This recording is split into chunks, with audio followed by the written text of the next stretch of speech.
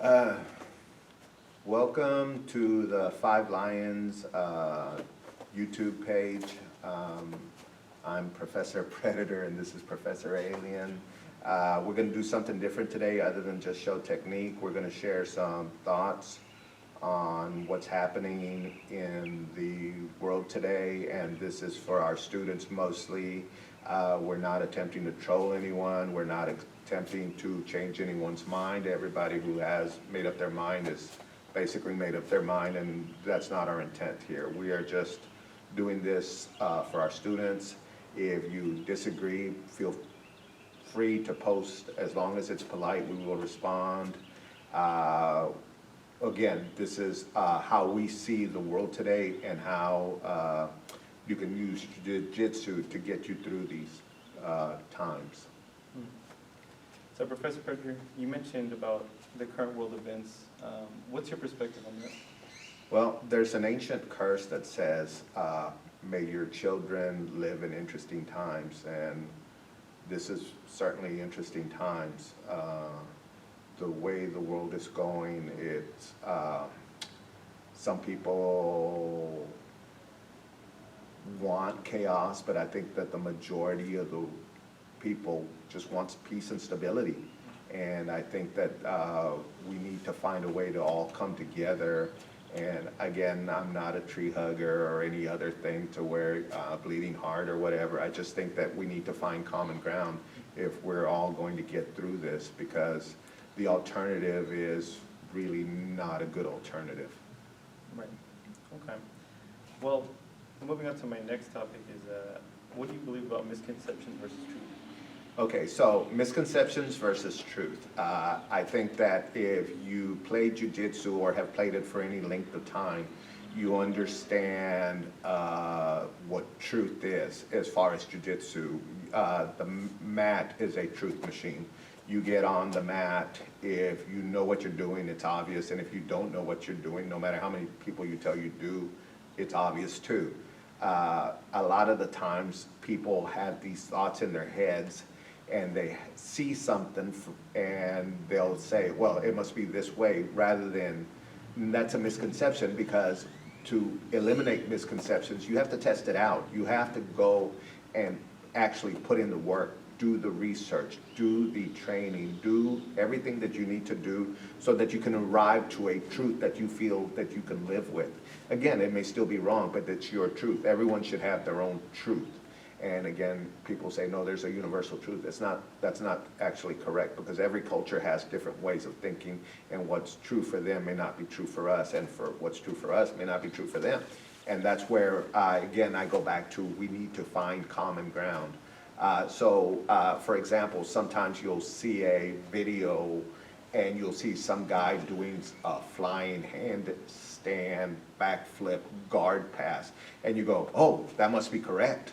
And you go out there and you try to duplicate it on the mat, and you find that if you have an unwilling partner to do that, then it's really, really difficult. And then you find after multiple attempts at trying it, and you've exhausted every possibility, you find that, well, maybe that really wasn't a true thing. And that's what you need to be with, like, in the world. When you see something, you question.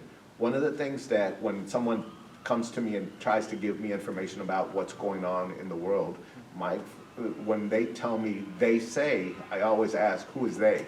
Because they say is probably the most common way of saying something to sound like you have other people that agree with you.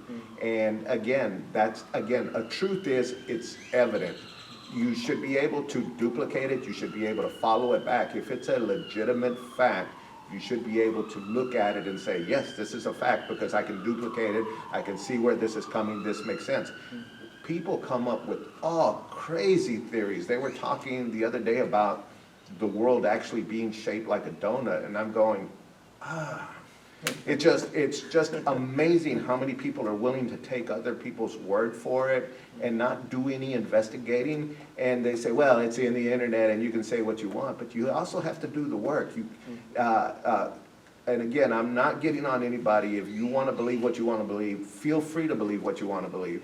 But you also, when you want to believe that, and if you want to expand that to other people, and you want other people to believe as you do, you need to have some actual facts, not just they say, because that doesn't count. It shouldn't count. You should be able to go back to that source and say, okay, and then you should be able to question the they and find out where they've heard it from, and then go back and investigate it all the way through to where you know it's the truth. And if along the way you see that there was a misconception or there was a misunderstanding or that it might have been already debunked a long time ago, then you know where you stand, and then you can make an educated assessment and a decision based off of that. Making decisions based off of they say is generally not a good way to live, my opinion again. Okay, very good, very good. So before we started this video, you brought up a topic of do no harm. Can you expand or elaborate on that? Okay, it's a common belief, but actually not true, that doctors take an oath, and in the oath it says, first do no harm. That kind of came later. I think the doctor's oath actually says, try not to do no harm. But actually, I like the idea of first do no harm. When you meet someone who has an opposing ideology from you, I think your first impulse should be to first do no harm. Just like when you're rolling with people on class, you don't want to hurt your partner that's sharing the mat with you, because if you hurt them, then you also hurt yourself, because they no longer participate. They are out, and then you have no one to learn from, because every time you get on the mat, even the ones that beat you, or especially the ones that beat you, they're teaching you something. If you beat them, then you've learned something as well of how to do something. So the more people that are actually participating, the better you're going to be. And so when you go out there and you intentionally try to harm someone, and again, it doesn't have to be physically, it can be mentally. You try to convince them of what they're seeing is not true when you know for a fact that it is, then you're doing harm. You should approach everyone with respect. And again, I'm not trying to change anybody's mind. I'm just trying to find a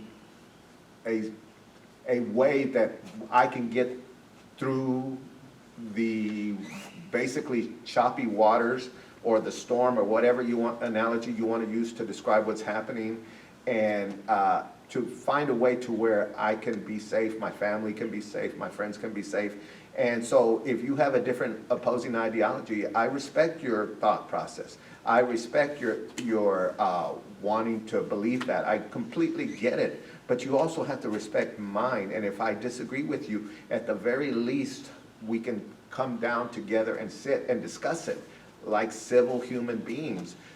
And I get anger, and I get rage, and I get all these things, and I get that. I do. But anger is usually based on fear. And people are afraid when they say, well, how can somebody do this or that? They're afraid. And when you're afraid, you do things that are illogical, and you have fear. And what you need to do is everybody calm down.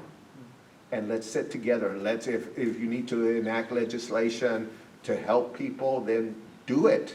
If you need to, whatever it is you need to do, reform or fix, you need to do it. Same in jiu-jitsu, when you're doing something that is obviously wrong and you're hurting your teammates, you can guarantee you're going to get your coach pulling you aside and say, look, this isn't how it's done.